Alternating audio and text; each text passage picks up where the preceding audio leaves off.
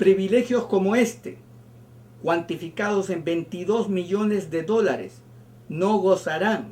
señor presidente, señores ministros de Estado, los pobres campesinos de Huancavelica,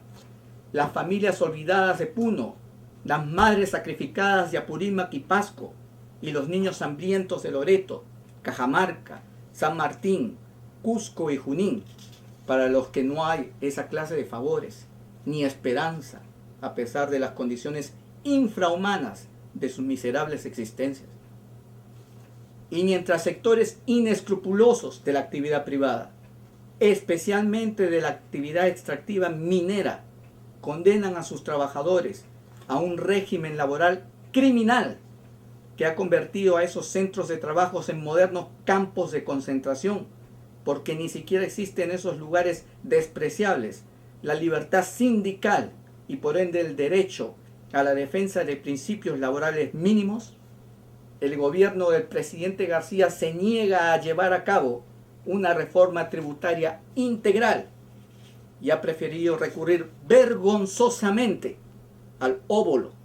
es decir, a la diminuta voluntad de quienes haciendo fortuna en el país deberían estar obligados a operar bajo el imperio de las leyes del Perú, no solamente con estricta sujeción a normas que consagran inalienables derechos sociales que protegen a la persona humana y por ende a su fuerza laboral, sino también con una justa contribución al fisco, proporcional a los grandes ingresos y utilidades que perciben, producto del sacrificio y el sudor de nuestros trabajadores. Ese es el tamaño de las políticas distributivas del gobierno del presidente García, que irresponsablemente están empujando al Perú hacia una situación explosiva que ya se está manifestando tempranamente con la violencia surgida desde lo más profundo del país, es decir, desde aquel nuevo mapa político que la indolencia culpable de la clase dirigente contribuyó a configurar y que se ha manifestado tanto en las últimas elecciones presidenciales como en las recientes elecciones regionales del 2006.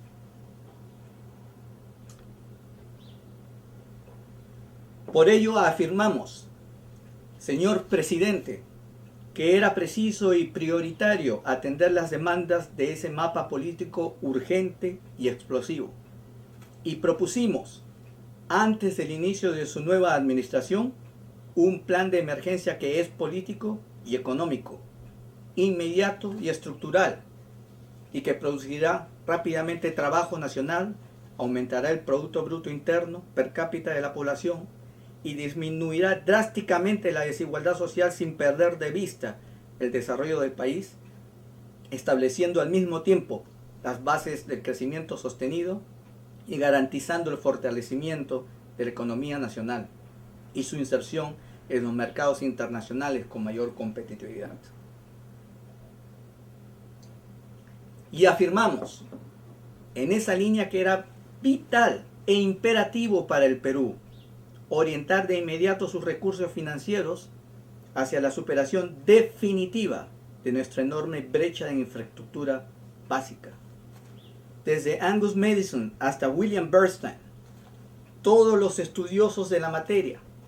han ponderado la necesidad primera de invertir y potenciar la infraestructura básica para alcanzar la prosperidad de las naciones, porque ello crea trabajo inmediato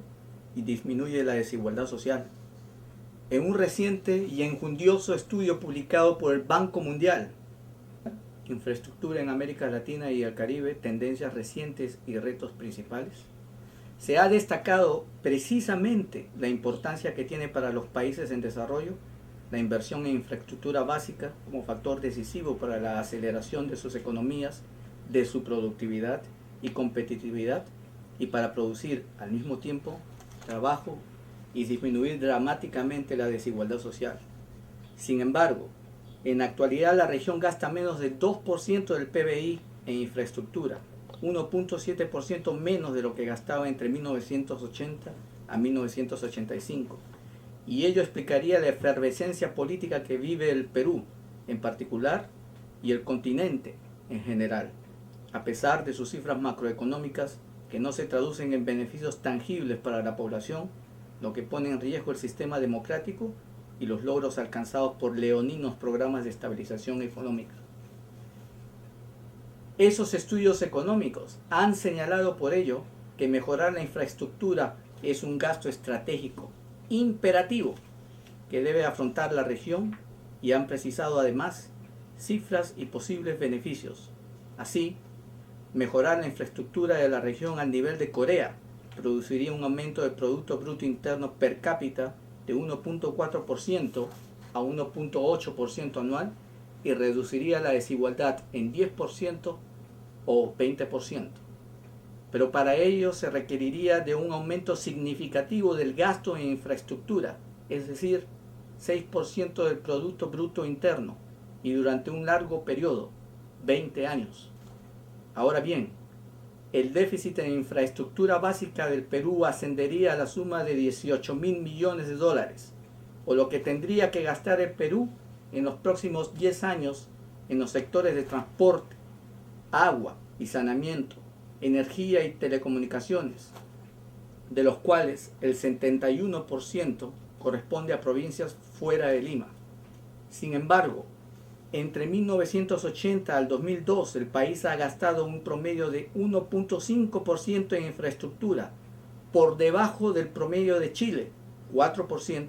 y continúa siendo uno de los más bajos de la región. Según el último mensaje presidencial, y sumando las obras públicas citadas por el presidente García, desconectadas, reiteramos y subrayamos, de un plan integral de desarrollo, el país ha gastado únicamente 1 millón de soles en 1.502 obras y 4.000 millones de soles que serán invertidos en 173 obras proyectadas. Contrastando con las magras cifras expuestas por el presidente en su mensaje, según un estudio de Calderón y Serven,